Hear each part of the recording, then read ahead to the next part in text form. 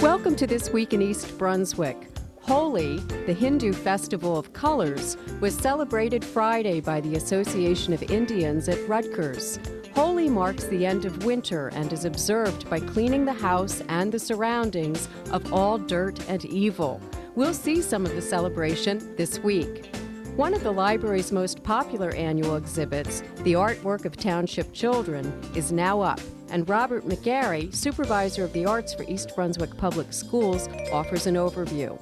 Also from the schools, the annual Poetry Festival at East Brunswick High School, and high school seniors meet with senior citizens at the Senior Center. These stories and more this week, including a review of the Town Council meeting and a quick visit back to the Senior Center for a seminar on wills and the power of attorney. Stay with us.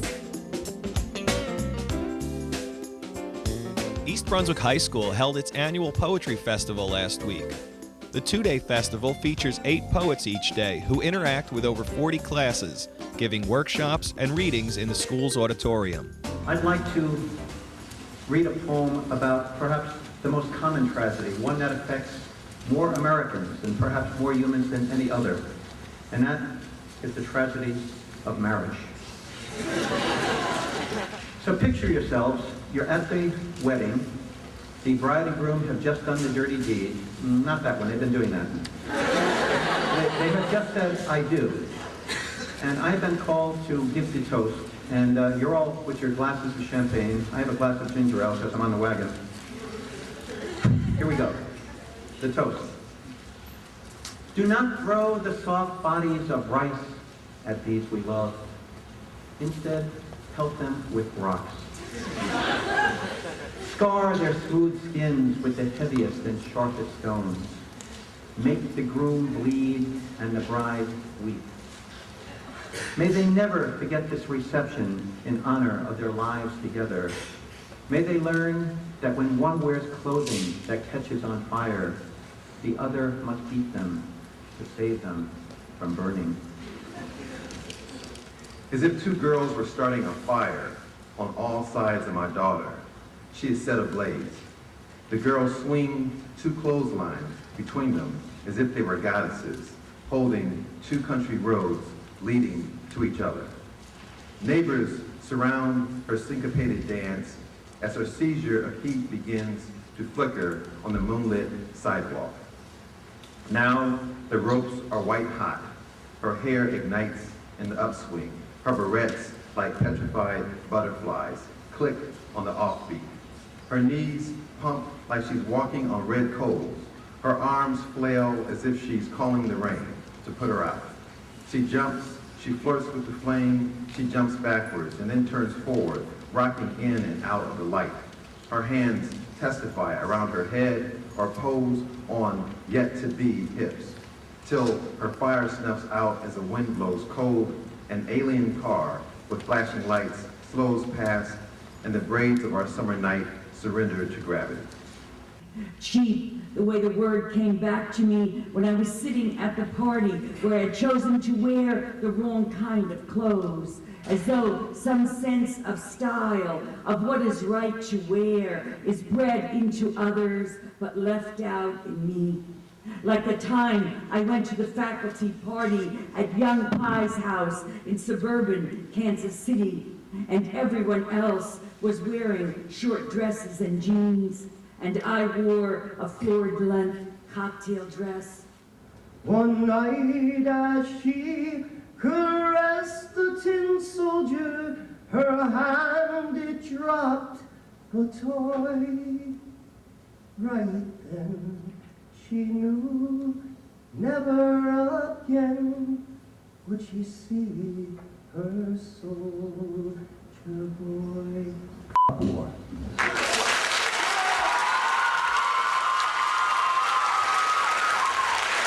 This is a poem in which my father is the speaker. It's called My Father's Childhood.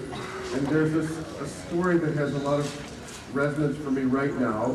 It's in my poem, but I want to tell you about it a little, which is that my father was born in Germany, and when his father fought in World War I on the side of the Germans, and he was wounded in the war, and they moved to a small village in Germany.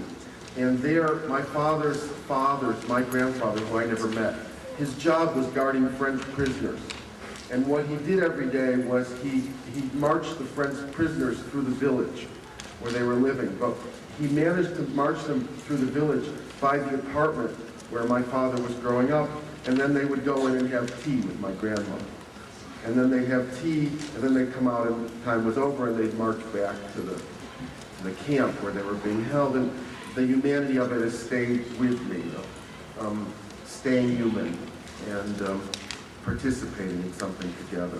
So my father speaks, my father's childhood. I used to bring the conductor his lunch pail on the trolley that circled Mannheim. But I can't recall now if he was my father or my father's brother who moved to California. Maybe if he showed me his wounds. Papa guarded French prisoners in the village where we moved after he was shot down. He had trouble breathing after the war.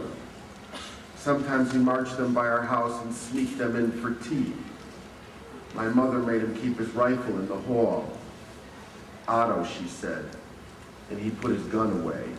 10 other area high schools are invited to the East Brunswick High School Poetry Festival, which is made possible by grants from the East Brunswick Education Foundation, the school's English department, and the Geraldine R. Dodge Foundation.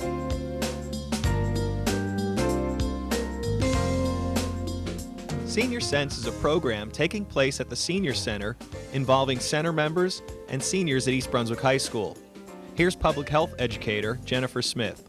Today we're here at the East Brunswick Senior Center for a program called Senior Sense. Senior Sense is a collaboration between the National Council on Alcoholism and Drug Dependence of Middlesex County, East Brunswick Public High School, and the East Brunswick Senior Center. It is a grant that the NCADD of Middlesex County received from the New Jersey Department of Health and Senior Services, and it's a grant to work, it's an intergenerational program for older adults and high school students to get them to communicate with one another. It's very important because we have two different population groups, high school students and the older adults. It's getting them to communicate with one another and to also hopefully bond and form new friendships as well. This is my brother and all the ones that didn't come back. Which one is he? Which one's your brother? I think that's him. The young woman said goodbye, went to the door, and thanked my mother so profusely I wondered what my mother had done. Evidently she gave her some hope in very dreary times, because that was about 1933 or 4. They were dreary then. And you guys waited for each other the whole war. That's really sweet. They should make a movie out of you guys. The purpose of this program is to encourage volunteerism among both the high school students and the older adults as well. And what we do is, during the course of this year, we provide education seminars here at the East Brunswick Senior Center on topics that are of interest to seniors, such as conflict resolution, depression, grief and loss, life transitions, and afterwards the seniors and the high school students discuss these topics. And the main point of this project is that the high school students will interview a senior, an older adult, about their life story and compose their life story and give it to them as a biography that they can pass down for future generations. So it's something that they can share, a little history record of what their life was like, and it's forming new relationships as well. What it was I said, you know, this is the deal. If this is going to be, it has to be soon, because I'm not waiting around another 10 years. So I guess that was... So did you perform? I don't remember. I'll ask him. Here's a 1934 picture. This is when I was working in the city. The East Brunswick Municipal Alliance, their need assessment showed that the seniors are high at risk for isolation and loss. And it's hoped that this program reduces the risk of isolation and loss by getting the older adults the collaboration with high school seniors. Hopefully that that risk factor will be significantly reduced and encourage volunteerism and more involvement in their community.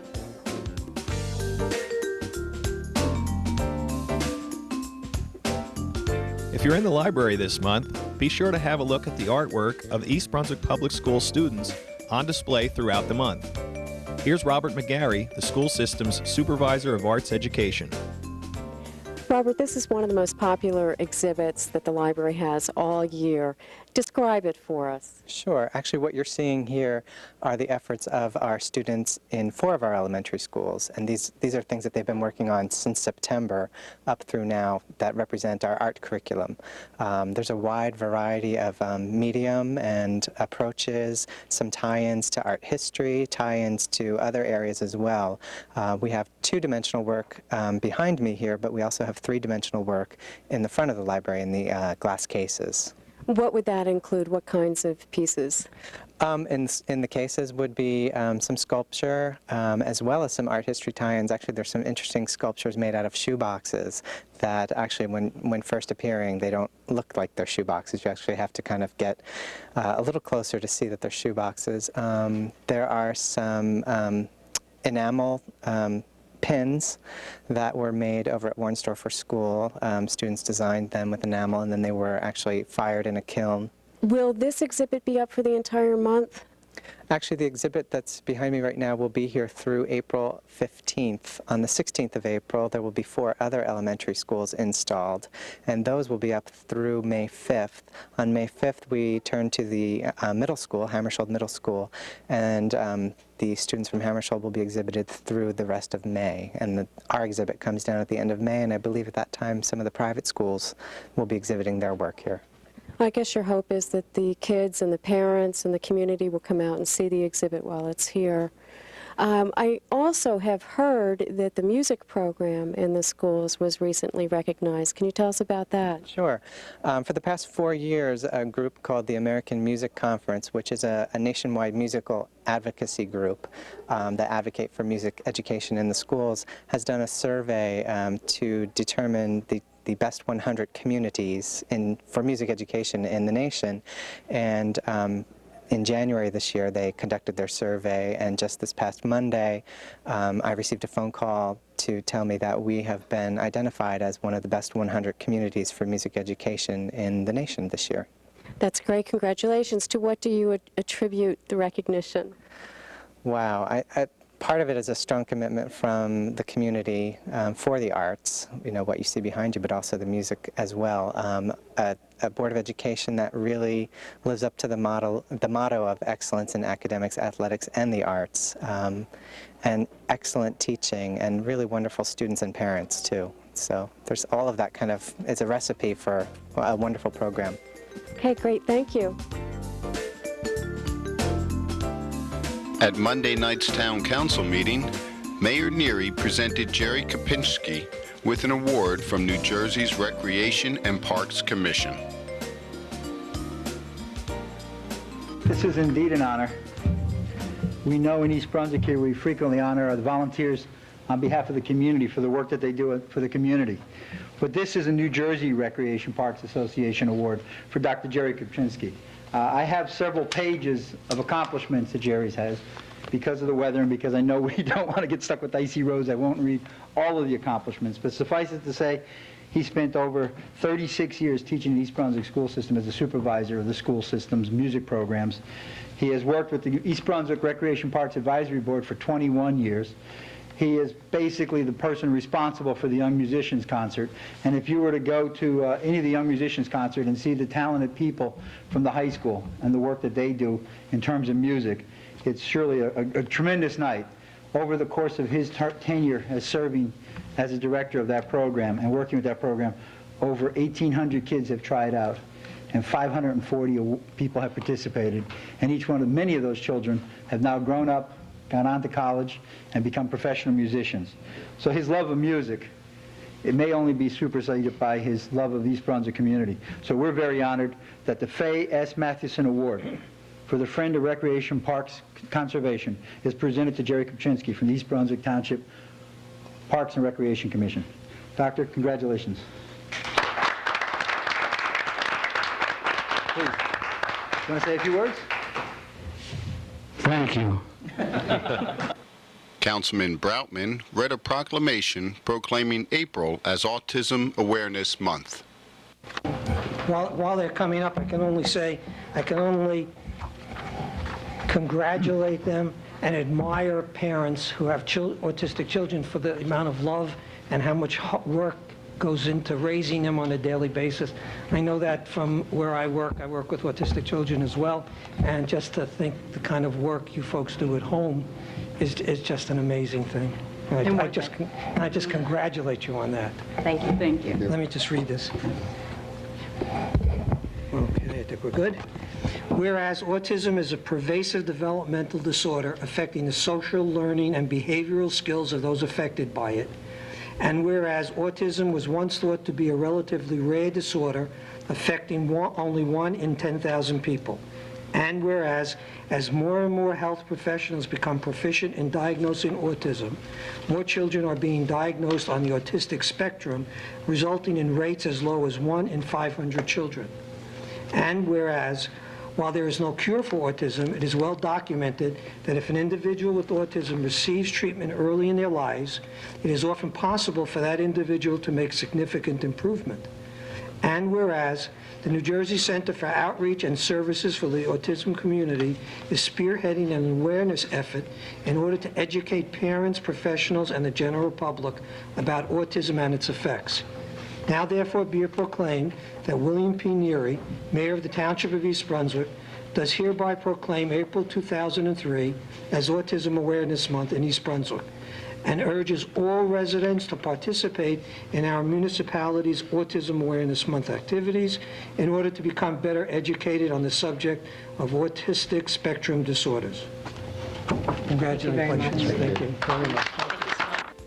The next Town Council meeting will be held on April 14th at 8 p.m. in the Municipal Courtroom.